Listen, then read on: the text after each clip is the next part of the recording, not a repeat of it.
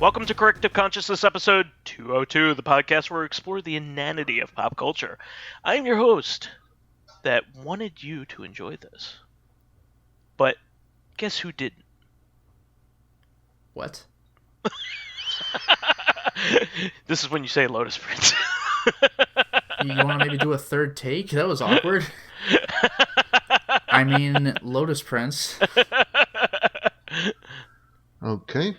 And Dracologist, welcome to this mess. Play him off the stage, folks. But we have another wonderful show here for you. Episode 202, the Palindrome Cast. But I wanted to do something a little unusual. I wanted to. Well, you did. All right. Well, goodbye, everybody. That's it, folks. Everyone go home. Mission accomplished. Nothing to see or hear, folks.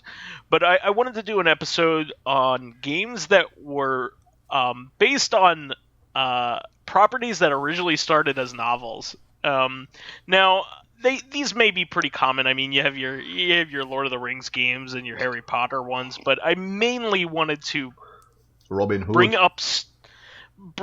Robin Hood is a folktale, so not necessarily a novel. That's more of an oral history kind of thing. But I kind of wanted to do this as an exploration of properties that started off as a novel and you may not have even realized it, and also like some bizarre like turns. Like you like a franchise completely deviating from its original source material.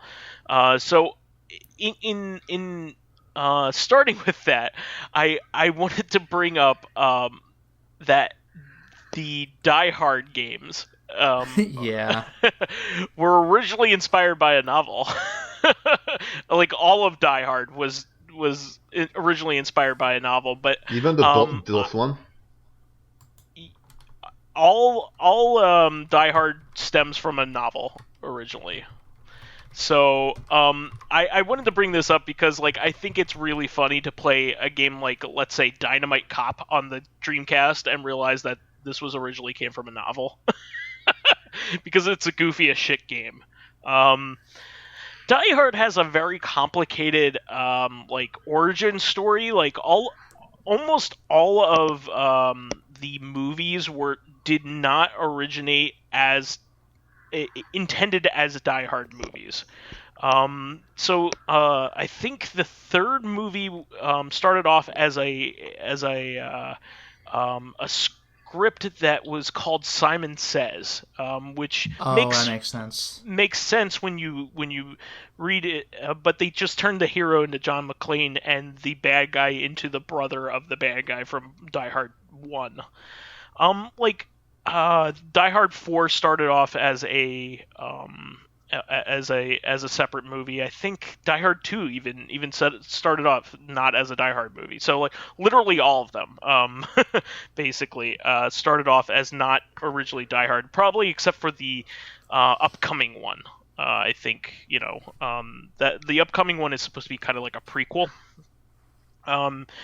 So I think it's incredibly interesting, like, to think about that.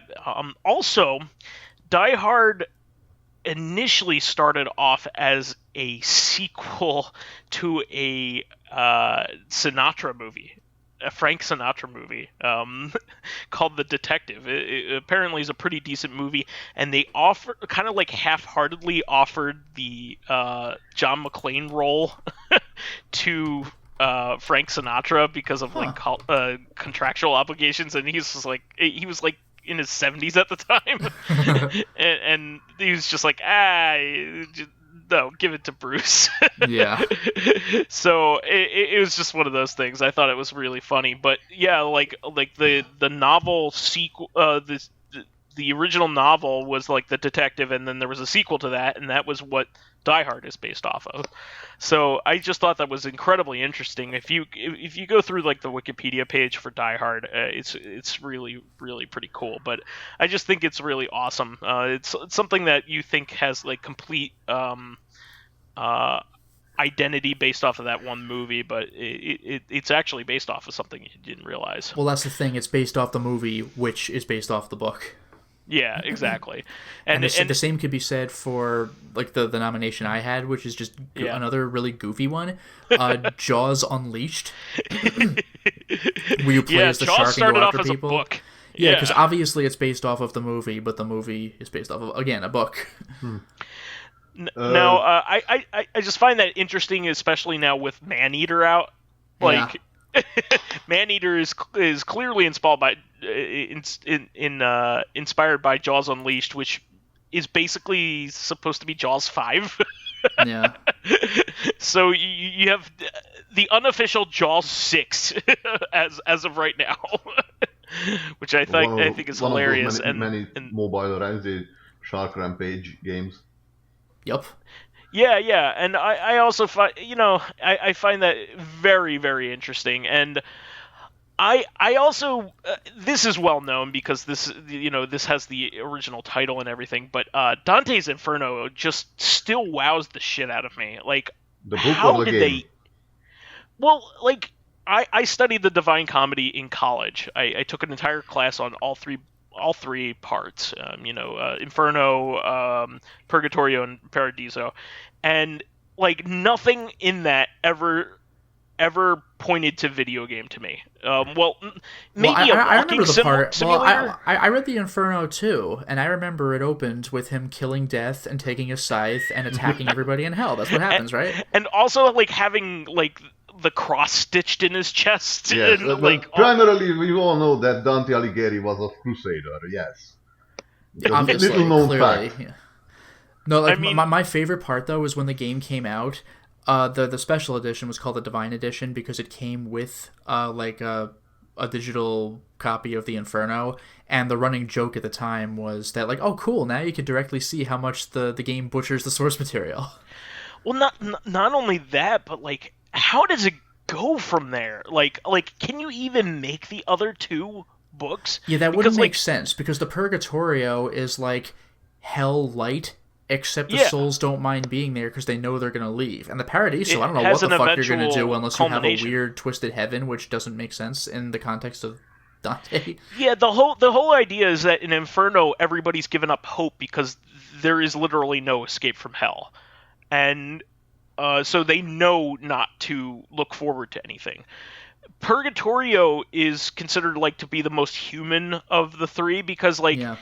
The souls that are in purgatory know that they have a chance of going to heaven, so therefore they are being tortured and like they are going through the worst things possible, but they're doing it with a smile on their face because they have the possibility of going to heaven afterwards. Yeah, they know that there's like effectively a time limit.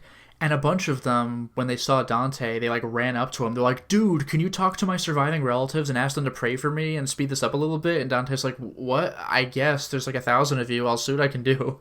It was pretty interesting. Exactly. But I mean, that clues all into the comedy aspect of it. It's like this is meant to be like poking holes in what you're being taught in Sunday school. Yes. I mean, you put the fucking Pope in hell. Like, that's ballsy. Even if it was well-deserved at the time. I don't know. And, I still like this. Not even a dead Pope. Like, the current Pope. The then-current Pope. What were you saying, Dracologist? I just like that in the Malebolgia there is a separate bulge for the politicians. Like, that's pretty great. You are going to hell just for selecting this with the role of this profession. profession. Yeah. And the even funnier part is like when you get to paradise, you think everything's going to be like, angelic and everything, but there are people there that are known to be terrible people that actually made it there, and you're like, and there's no good explanation as to why they're there. Like indisputably terrible people. Also, I should mention, by the way, one of the basic premises of the video game is that your girlfriend Beatrice has been captured and you got to save her from Satan. That is not what happened. Yeah, like that. Well, that's what I was going to say. In the Paradiso, she's in heaven because Dante's like, "Oh, Beatrice, please notice me. I wrote you in heaven in my book or my epic poem." Yeah, it's more like he misses her and wants to see her again. Yeah. Not like, I need to rescue her because she's already in heaven. She's already attained like the best thing possible. Yeah. So anyway, I always bring that up because it's just like, even at the time I was like, what the fuck, and still nowadays I like the concept boggles me. Like I mean, it's actually a pretty solid game too, but it's just like, really? Yeah. Like, did they have to call it Dante's Inferno? Couldn't they have called it something else where you're I was just just a guy gonna say, attacking they bad guys literally in could have hell? named it anything else and had enemies that were inspired by just the do the characters, exact or same even game, except for don't call the girlfriend Beatrice and don't call yourself Dante, and you're basically good to go. Yeah, instead put Dante from Devil May Cry. Oh my god. Dante's Inferno featuring Dante from Devil May Cry. That would be amazing. I keep like, what is that video called? Wacky Woohoo Pizza Man Adventures. I have no idea. You never? Oh, go look that up in YouTube. It's fucking great. Well, moving on from that, Dracologist, did you have, because we already compiled the list, but do you have any games that you're just want to talk about that was inspired by a novel of some kind, or at least inspired by a movie which was inspired by a novel? All of the James Bond games, because the James Bond. That is true. That's a very GoldenEye. good point. That's a glaring hole in our research. Yeah.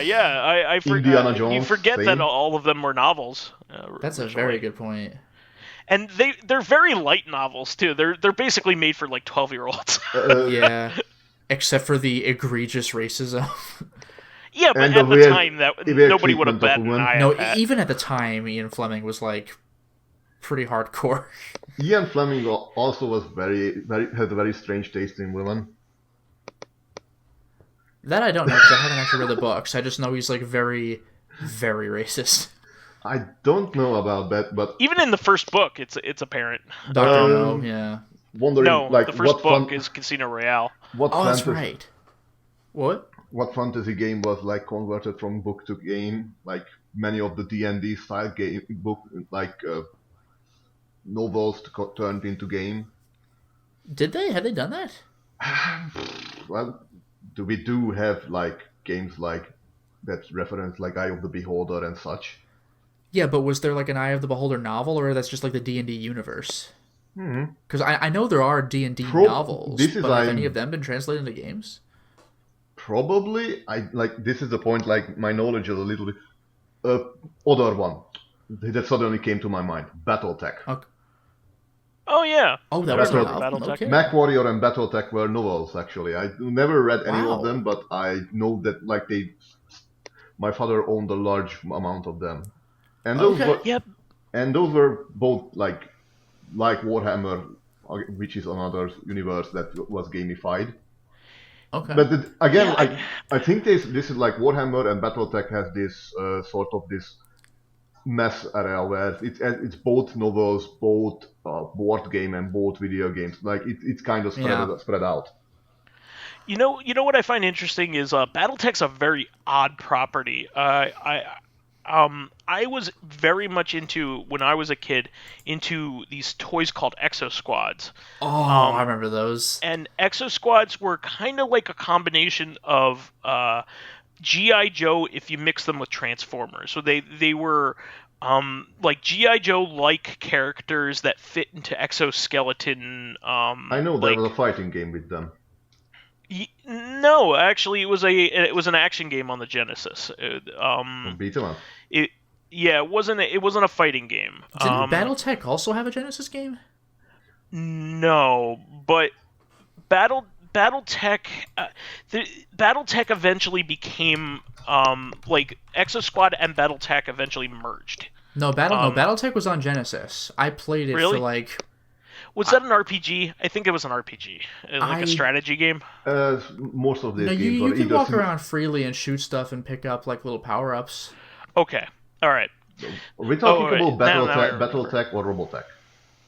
BattleTech. Robotech is an American interpretation of like Macross. Macross. Well, a third of it is Macross. Well, okay, yeah. Not like there are no aliens, and like just because it has walking robots is like I'm not seeing that too much in the like aside from intergalactic wars between factions and giant robots. Yeah, Robotech was like a PS2 game or something.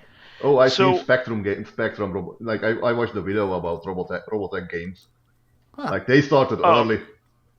The Exo Squad toys were really cool. I recommend people actually go back to the cartoon because it was surprisingly deep. It had like 5 seasons, which is a lot for a children's cartoon. Yeah. That's like amongst the longest that I know of, and it had, for a Western TV show in the early 90s, probably the most social commentary that I've ever seen in a children's-oriented like sci-fi show. Like incredible commentaries on X-Men. Yeah, okay, I'll give you that, but yeah, because that's a commentary on civil rights. Until season 5 happened, where everything was stupid. Yeah, but okay, I'll give you that. But from the beginning, X-Men was accurate to the book's themes or the comic book's themes.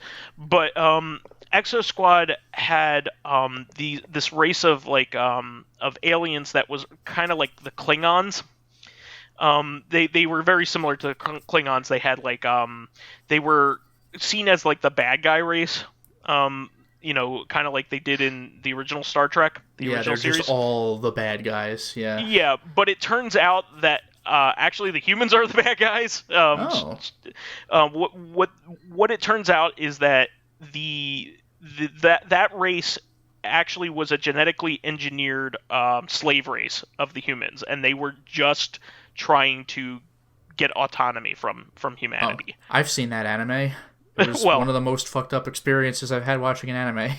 Which anime was that? From the New World. Oh, okay. I've talked about this once or twice on the podcast before. I said it's absolutely brilliant. I highly recommend it. I will not watch it again. It is similar to the themes of Blade Runner. Blade Runner's like that, too. Although in Blade Runner, there's no twist. It's just like, we made a slave race. We want to shoot down the crazy ones. Yeah, but the crazy ones, all they wanted was longer life. Yes, but again, that wasn't a twist. It was just like, this is a fucked up premise. Yeah, and the main character just has to deal with it because that's his situation. Yep. Exo Squad is really excellent. But we'll get back to our premise here. Another prominent one in this category is Parasite Eve, which you may not be aware of. The Parasite Eve games are based that's an off interesting of one because it follows a bunch of similar ideas of the novel, but Parasite Eve, the video game, was never meant to be an adaptation. It is a sequel to the novel, which I find pretty interesting. So Parasite Eve, if you're talking about the second Parasite Eve story, if you want to follow the Parasite Eve saga in order, from book to game, it's Parasite Eve, Parasite Eve, Parasite Eve 2. So Parasite Eve 1 is Parasite Eve 2, and Parasite Eve 2 is Parasite Eve 3. You forgot about the third birthday. I did not.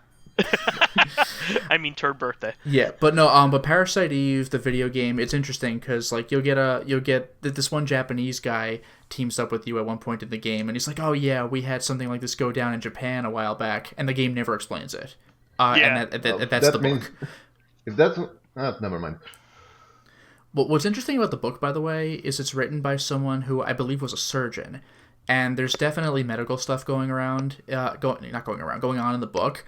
And he writes about certain medical details that some people may find squeamish, but he doesn't write about them in a horror kind of way. It's just if you were a surgeon, this is how you would see it kind of way. So he's going into what we might consider intimate detail, like a vivisection or something like that. Yeah, but it's not body horror the way it's written. It's just very scientific, but yeah, it's pretty cold. It's and then he opened this part of the body, very academic, and clamped down the tendons, and I'm going ooh, but it's very just matter of fact the way it's written because that's just the guy's life.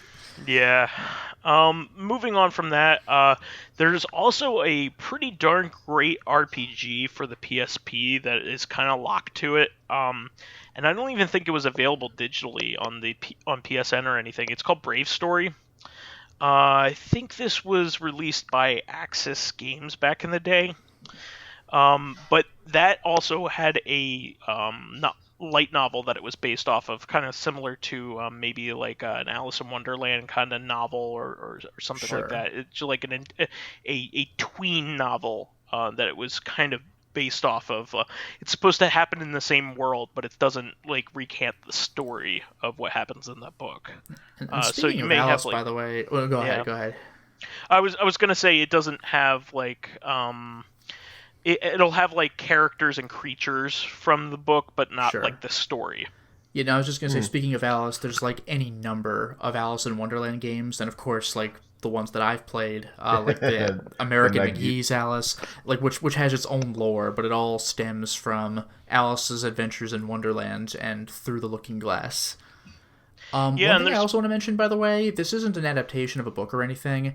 It's just elements were inspired. But Resident Evil Code Veronica, it's got a lot of imagery and allusions to the movie Psycho, but Psycho itself was based on a book. Was it also called Psycho? Yeah, I believe so, and that was inspired by Ed Gein, the real life serial killer. Mm-hmm. But the Resident Evil series like has been people or so, something like that. Yeah, but the Resident Evil series has been inspired or has taken inspiration from various horror movies, and Psycho is one of them. But just, hey, Psycho was a book first. Look at that. Obviously, the Romero zombies is certainly an inspiration. Yeah, as well. Not that was a especially book. In the first, I think in this sort of like we're only talking about books and not comic novels or such. Like that's a little bit cheating because a lot of comics were made into games. Yeah, but those are usually on the nose. Like the X-Men video game, like, well, okay. Or like Spider-Man video games. They were based on Spider-Man comics. It's like that. That's more obvious, I think. Mm-hmm. Speaking of obvious, like to get this one out of the way, we do have like the Witcher game, which is not an adaptation of any of the books, but it's like in their universe kind of the books and the main hero. Like aspects of them. Like it's more like taking the books, taking all the Smithy stories, and stringing them together into a large, what do you call it? Coherent storyline. Okay. Oh, and just to throw out stuff that I have not played, so I don't have experience with, there's a Game of Thrones Telltale game that's based on the Game of Thrones TV show, which is based on the Song of Ice and Fire book series. It's mostly based off of the books because it's a kind of a prequel. So it mostly takes content from the books. I never cared of the Game of Thrones universe, honestly. Yeah, and there's just Stephen King's The Dark Half had like a really old PC adaptation, which apparently isn't very good. Yeah. Like late 80s or something. It's like apparently it's not very good and it's very jank, but like hey, it exists. I think I heard it has a good intro and such, but it actually it has moon logic or what it's either moon logic or autoplay. Yeah, just some bullshit. There's also anything at all Lovecraft or inspired by Lovecraft, like Eternal Darkness. That's like an easy one to to mine because all of it's like all of it's public domain. Yes, from the 40s. But also I'd never seen like none of the Lovecraft novels were gamified. Mostly just taking up elements from it because there is no like moment in. For example, Dark Corners of the Earth is taking like setting the story. The setting is in Innsmouth, but the story is I think it's out of eons. Well, that's the thing. Yeah, the beginning of the game is a shadow over Innsmouth, but then you're done with that part of the game, and you keep going to do other things. That it's the out of eons story or in playing in Innsmouth for some reason, which is odd. Yeah. But not like it's a whole world. So, I've been listening a lot of Lovecraft stories, like audiobooks lately, and like that's probably the best way to enjoy Lovecraft, if you ask me. And like the fact that like stuck like halfway there is always a mention of the Necronomicon, so it's like you gotta do that. I mean, yeah, I just noticed. I just started to notice like the Necronomicon is just a widespread thing. Like it's a widespread known thing. Yeah, like, probably the first thing that I ever remember seeing the Necronomicon in that wasn't Lovecraftian was Evil Dead. Yeah, but I mean, actually, I have an even deeper cut. Well, I have an even deeper cut for you. This was not a mention of the Necronomicon, but in King's Quest VI, like in the King's Quest games in general, there's a lot of allusions to fairy tales and folklore, and in King's Quest VI, the villain of the game is like a vizier, like Jafar in Aladdin, the Disney's Aladdin. Sure. And his name is Abdul Al-Hazred, and in Lovecraftian lore, that's the author of the Necronomicon. Oh, wow. And I mean, they don't go anywhere with it. That's just his name. Like, if you catch it, you catch it. But that was hey, there you go. King's Quest is Sierra, right? That's right. Yeah, I thought so. They really liked it. They like their obscure or not obscure game like pop culture references. Well, usually it's pretty obvious, like, I'm a dwarf who has a riddle for you. Can you guess my name? And you're like, okay, it's Rumpelstiltskin. I know they subvert that, but, like, you're usually supposed to recognize what you see, but Abdul Al-Hazred's a little wink. Yeah, I kind of liken that to, like, only superfans will get this, like, kind of like Donald Duck in Kingdom Hearts, actually maybe, like, the most powerful character in all of, like, the Final Fantasy continuum.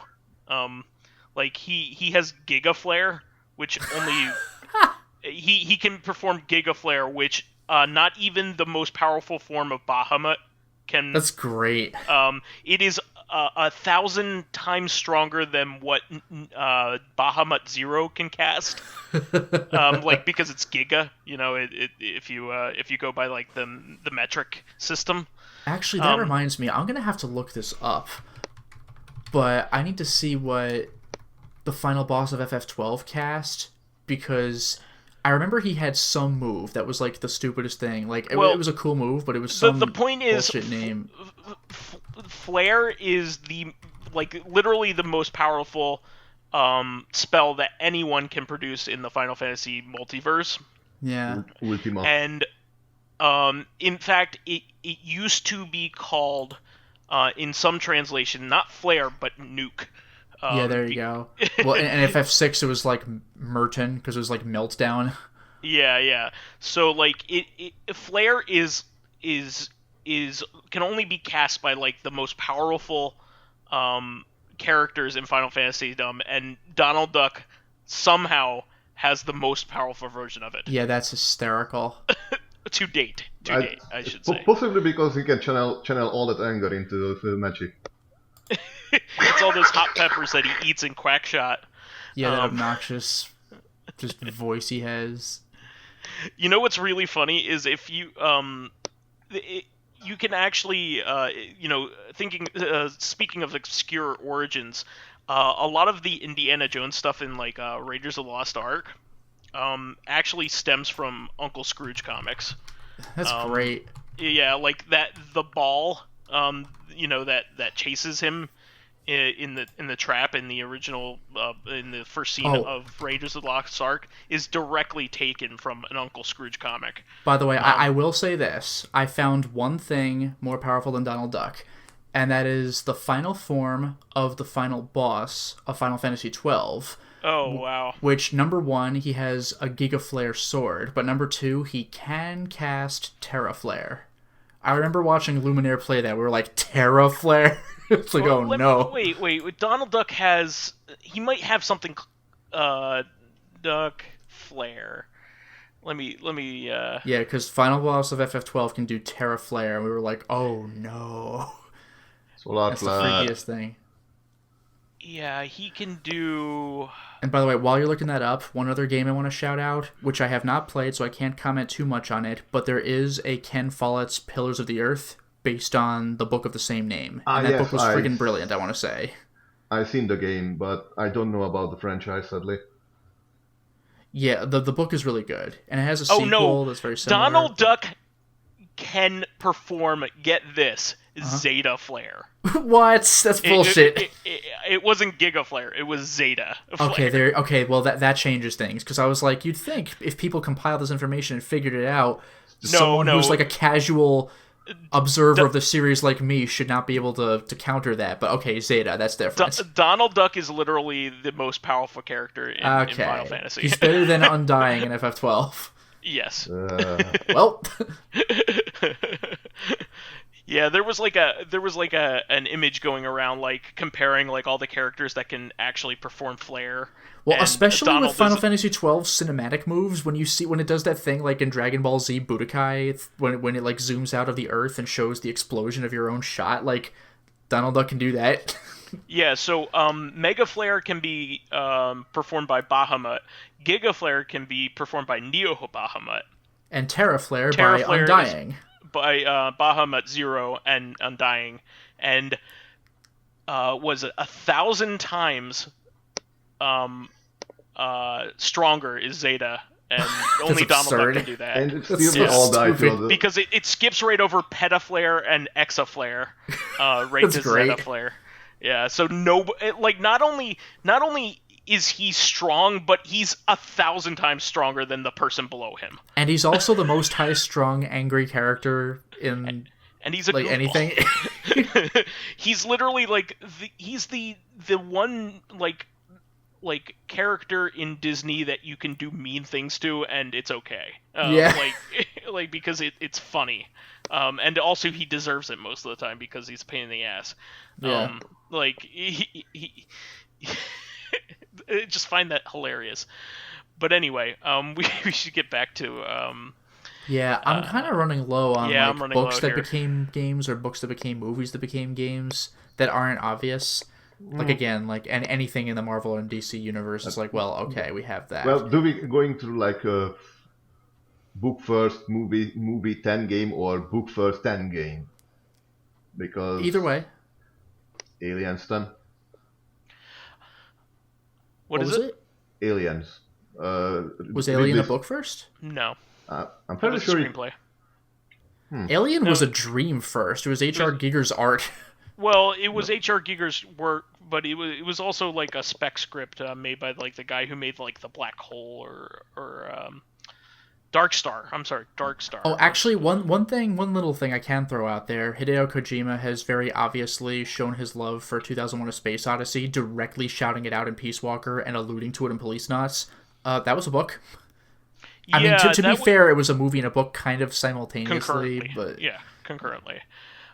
You can't say one was based off of the other. Yeah. They were both made at the same time, but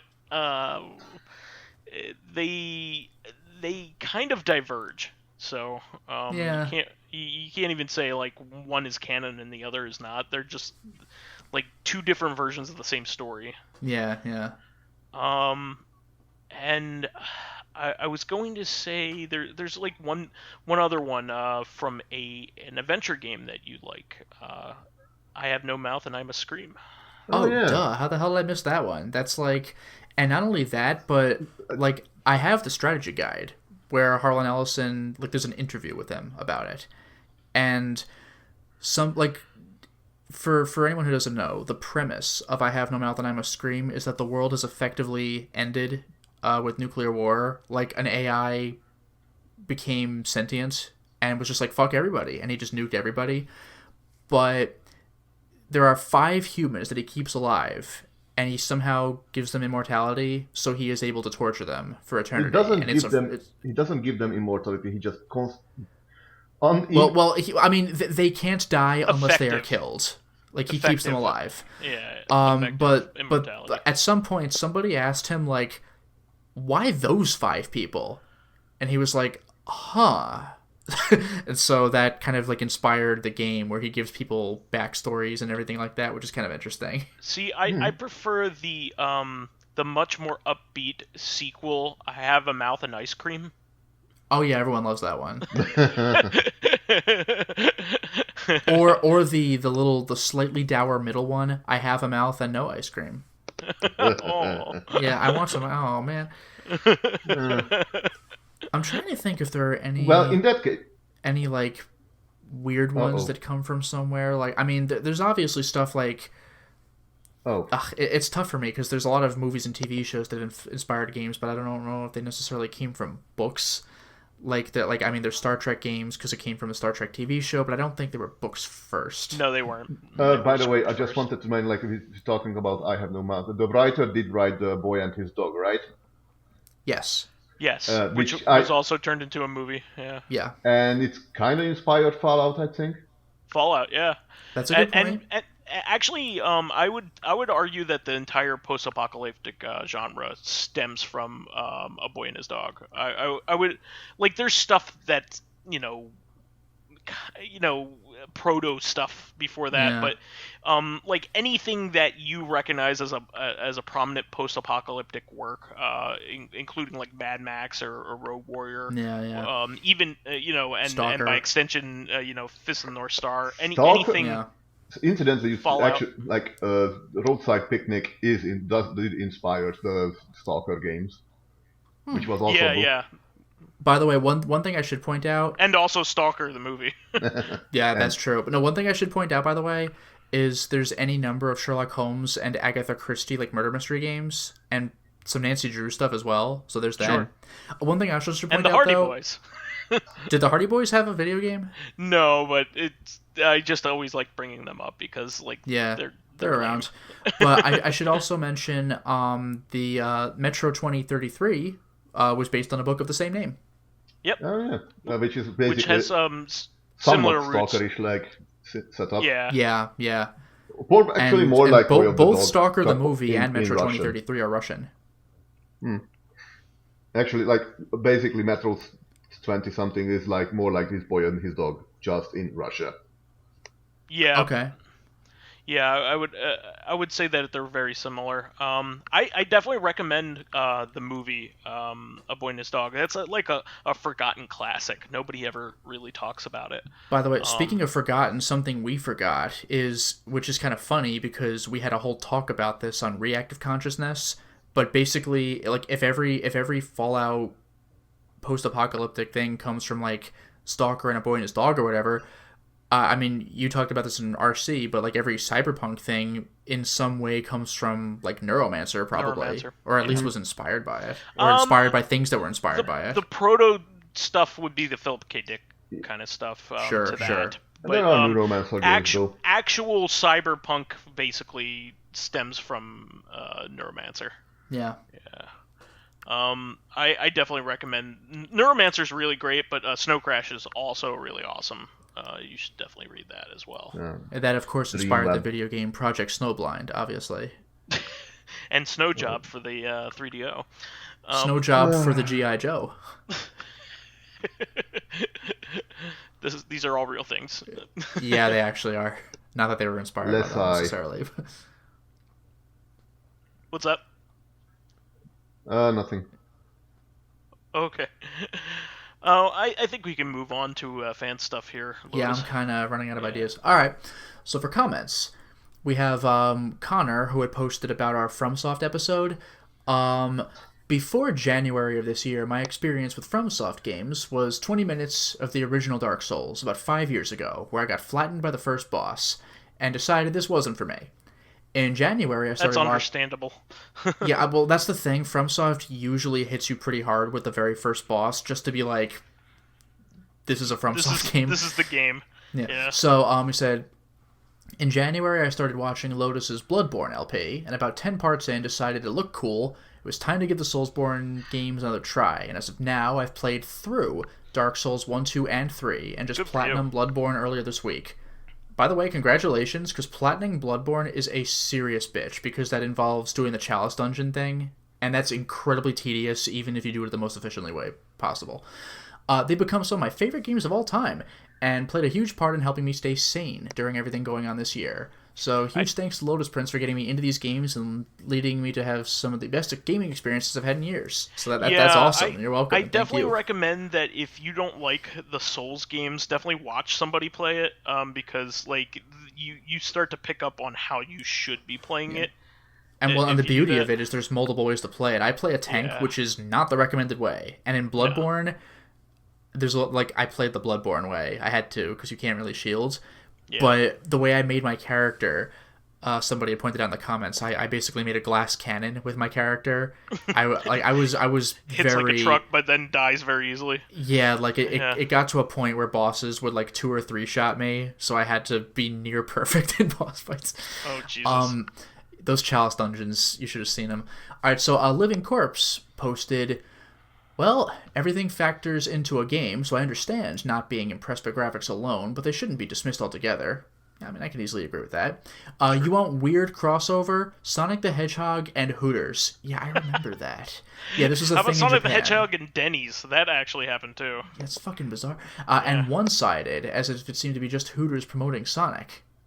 Yeah, that's odd. Denny's promoting Sonic Underground. That was a thing. That's fucking...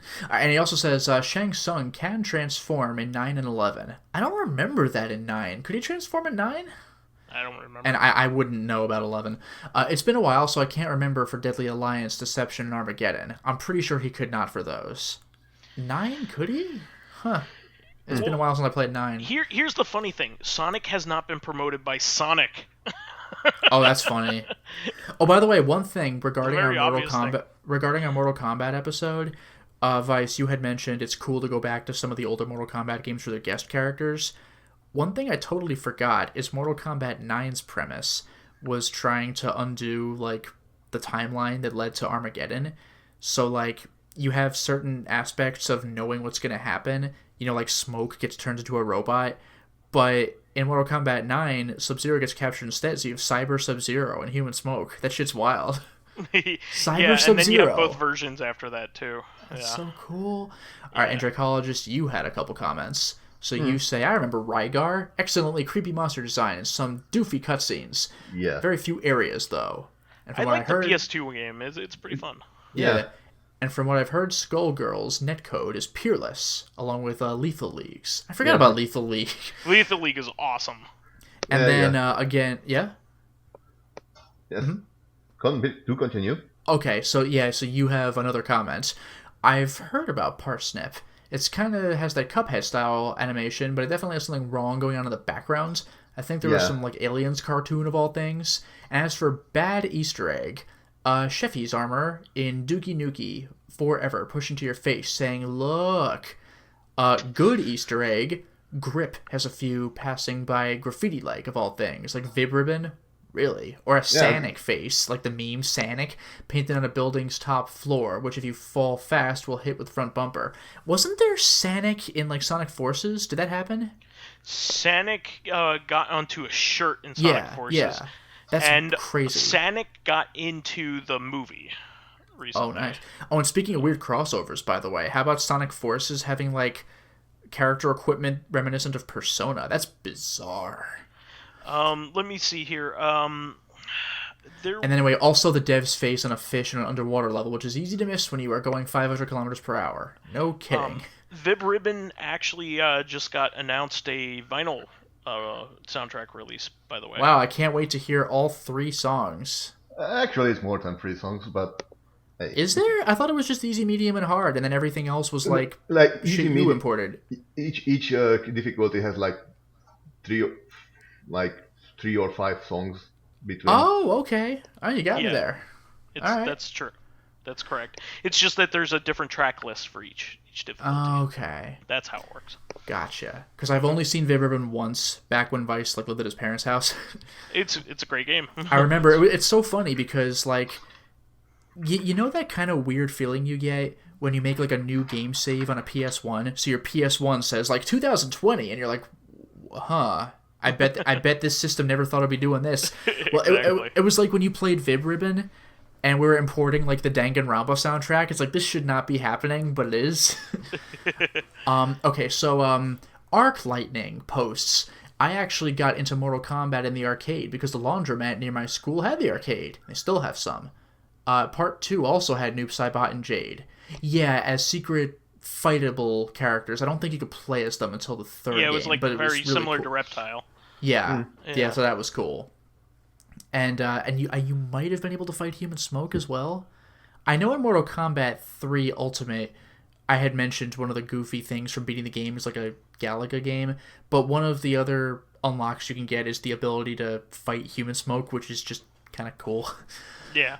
Alright, so Fakafan says, this podcast's quality immediately improved upon hearing the word pastiche. So well done, Vice. Rise of the Champions was a heck of a mess of a game. I got to put it in my French vocabulary when I can there. Yeah. So Rise of the Champions was a heck of a mess of a game, honestly. Bad fighting system, a really short combat timer, and a pretty awful multiplayer. And I was so happy when I saw Skullomania back. It's like seeing an old pal from high school. You are goddamn right, Skullomania was in 2 games recently. That's the crazy thing. That's a lot more than the 0 I expected. And then Elijah Fife says, love the podcast. I was seeing if Fist of the North Star had any recent YouTube videos, and I was pleasantly surprised. Great video. Here's a new sub. Also, Baki is awesome as all get out. Yeah, Baki the Grappler's fucking insane. Oh, thanks for joining us. That's thank great. you very much for the support. Yeah. And then School Filmer posts, the only time I've played Mortal Kombat is the DS game that also includes their own take on Super Puzzle Fighter. I could never get the hang of it, unfortunately. The game was dirt cheap, though. Yeah, quite a few games did get translated to Norwegian. I remember SingStar was popular here to the point where there was a Norway-only release. What? With nothing but Norwegian songs. Yeah. No kidding. SingStar was incredibly popular in Europe, like way more popular than it was here in the United States. Yeah, because we're like kind of vaguely aware of it in America. No, it was a huge. It was as big as Rock Band was. Jesus. And he said Buzz was also pretty popular. Remember Buzz? Oh, yeah. Alright, so other games, little Lego games of yore. I have a few of those, yeah, of course. Anything based on Disney movies. They even got the voice actor of the dubs to reprise their roles. Wow. And Minecraft. All those have Norwegian translations. I don't have any least favorite Easter eggs, but I do have a few favorites. I think the Humongous games, remember that's like Putt Putt and stuff like that. Mm-hmm, sure. Pajama Sam. Yes. I think the Humongous games have a few that require a bit of going above and beyond the Call of Duty by putting in a certain line in a certain file. That's pretty wild for, like, games designed for 6-year-olds. Yeah, that's pretty crazy. The cutting room floor has more details, and I think I saw a skeletal hand holding a sword in a lake in Skyrim at some point. Would not be surprised. Cute little reference to Arthurian lore. That kind of reminds me, The Witcher 1 had, like, a dead guy. A watery tart throws a sword at you, and now you're king? Yeah, but no, The Witcher 1 had a scene with, like, a dead guy at a table with drinks, like a la The Princess Bride. Like, he drank the poisoned wine. Yeah, and I think it also had, like, I think it also had a dead assassin from Assassin's Creed. And Metal Gear Solid Peace Walker, I think, also referenced Assassin's Creed, didn't it? Oh, I don't know. I want to say it did. I don't remember. Anyway, our question is also from School Filmer. How would you feel if someone made a game with an art style like the limited animation style that was common back in like the 60s? Oh, you mean like Speed Racer or something like that? Yeah, the jank. You know, I thought of this question while watching the Popeye shorts in the 60s, and I thought it would make for an interesting question. As for what I think, as long as it's not as bad as Chargeman Ken, we should be fine, although that would be an experiment in intentionally doing poorly with what one does best. With that, the Scooby-Doo parody in an episode of Futurama comes to mind if you've seen that. Yeah, so jank 60s animation, I don't know how I would feel playing something like that. Like, there's certain things like Scooby-Doo where when they run, they loop the footage, so it's like by far the smoothest footage. But otherwise, it's, like, acceptable? I could see maybe a short game working with that. I don't know if I want to play a full thing like that, though. If you want to look back on, like, cheapness in animation, look no further than the real Ghostbusters. So what they did... Do you know where the backgrounds came from in that? No, because I barely watched that show. Okay, so the real Ghostbusters, of course, was the adaptation of the movie. Yeah, and I know it was a high quality show. I just haven't watched it. Well, what's really funny is they literally took the background and backgrounds from the Star Trek animated series and put them as the background. That high quality show. Yeah. The main thing I remember for going cheap is the ending credits, where the entire ending credits is a loop of the Ghostbusters walking forward and snapping their fingers. And again, it's smooth, but it's like 2 or 3 seconds of footage. They loop over the entire credits as they're going by, like, a background of people cheering them on. Yeah, the funny thing is, Speed Racer was so emblematic of that style. Yes. Like, people used to think that all anime or Japanese animation was like that, with like the flying background and like barely any animation happening. I mean, stereotypes like that still exist. I mean, not about Speed Racers animation specifically, but like people are like, my God, look at these British shows. We have Doctor Who, we have Sherlock. Like, America has all this crap, but look at this cool stuff Britain has, and they're like, well, that's the stuff that Britain imported. Britain has a share of shit too. That's all the distilled stuff. Like, exactly. Like how much anime were we not getting in the 60s? Like, anime is everywhere, like even back then. But we got Speed Racer, so that's what we thought it was. Yeah, it's kind of funny because I've been listening to Conan O'Brien's podcast, and he's had quite a few British comedians, and he's just like, what are you watching now? And they're like watching like reruns of The American Office. And they're like saying how much they love it, and they're like, this is amazing, it's brilliant. And it is, because the American version of The Office is fantastic. It's really great. Yeah, took the British Office and went in a different direction with it. But as an American, I don't expect British people to like it.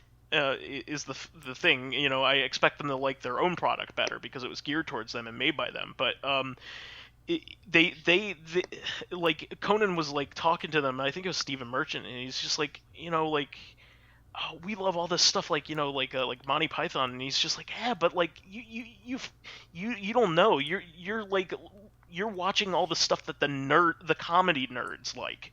Like you're not watching any of the mainstream comedy that we have that's drivel. Like, well, yeah, and again, just like America, Britain has all sorts of just schlock daytime TV that nobody like cares about. You just kind of idly have on in the background. We're not going to pay millions of dollars to import that. Yeah, we see like one of their late night talk shows, Graham Norton, which is fantastic. It's really good. But they have like countless other ones. They have countless other ones that aren't even worth our time. Just as we have a load of crap that like they wouldn't consider importing either. Yeah, I mean, the funny thing is, like, I don't know, like, do you watch a lot of American media, Dracologist? I mean, you're from Hungary, or do you mainly watch domestic stuff?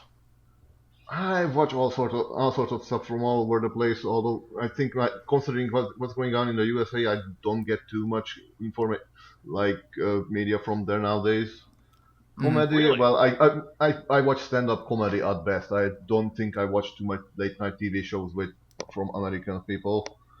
Okay. There was an animated British show like where Ricky Gervais, who was it? I don't know. You know, they were talking with this sound designer lad who was, if you know the name, Carl Pilkington. I know the name, but I haven't watched the show with him in it. And it's basically a 50 there's basically podcasts with between Gervais and Pilkington, and they've been animated and they're fairly amusing. But although this is not like nothing about like the animation is professional. It's cartoony but fairly professional. Sure. But again, it's not about animation. It's about absolute madness and humor you can find in it. Right. I mean, like, from the 60s, for instance, you also are. It's either 60s or 70s. There was Danger Mouse from I don't know. Britain. I know that. Yeah, and that was known to have some really interesting animation, and that was shown on Nickelodeon when Lotus and I were kids. I did watch, like, if you're talking about like American animation, I did watch a lot of that, like through like Hanna-Barbera, MGM. Sure, yeah, they were everywhere at the time. American cartoons, Cartoon Network absorbed basically. Cartoon Network. American cartoons were really good when they started. You had Merry Melodies and Silly Symphonies and Looney Tunes and the old Tom and Jerry stuff, and Woody Woodpecker, all the like the golden age, like Popeye, Betty Boop, all that stuff. But then you had like when it stopped being theatrical is when it got bad. So American animation got really terrible when Hanna-Barbera took over after they were doing Tom and Jerry cartoons. And they were so prolific too. They were extremely prolific. There's lots of crap that they created. Yeah. Lots. So you had like Scooby-Doo is the best of it, believe it or not. Space Ghost. The original Space Ghost is not worth watching. Like Flintstones. Flintstones was like mildly, it had its moments. But there's plenty of garbage too. There's Jabberjaw. You're not gonna go back and watch Jabberjaw. You're not gonna watch Huckleberry Hound. See, the attraction was always there. The attraction was always there. By the way, one thing. This is going way back. But you taught me how to ride a bike. No, this is going way back. But did they ever make a Jumanji video game? Because you know how the new movie was video game. There was recently one for VR. Yes. Okay, so here's a deep cut. Jumanji the video game was based on the new Jumanji with like Jack Black. Yes. That was a take on old Jumanji with Robin Williams, and which was a children's book, a children's picture book. So was Zathura the thematic sequel? That's right. Yes. Which was a movie that Kristen Stewart was in before she was in Twilight. Yeah, and there's a Stranger Things video game, which is based off of the Stranger Things TV series, which season 1 was largely based off of Stephen King's It. Boom, nailed it. And Needful Things for the title. I guess, but that the font, absolutely. Okay, that's true. Because like the show didn't go in that direction at all. But I guess the title, the font, the title. But yeah. Yeah, fair enough. But anyway, I thought that was a really interesting question here. School Filmer. I definitely would like to even go back and explore that a bit.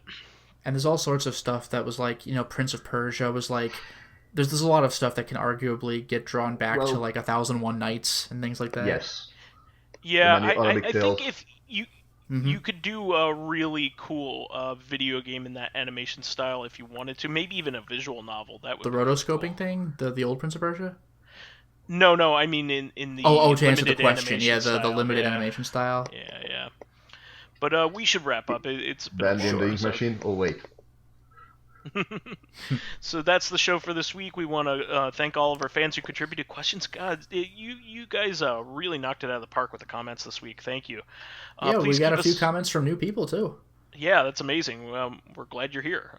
Thank you for being here. Please keep us supplied with awesome topics by submitting questions of your own via the YouTube and Soundcloud pages.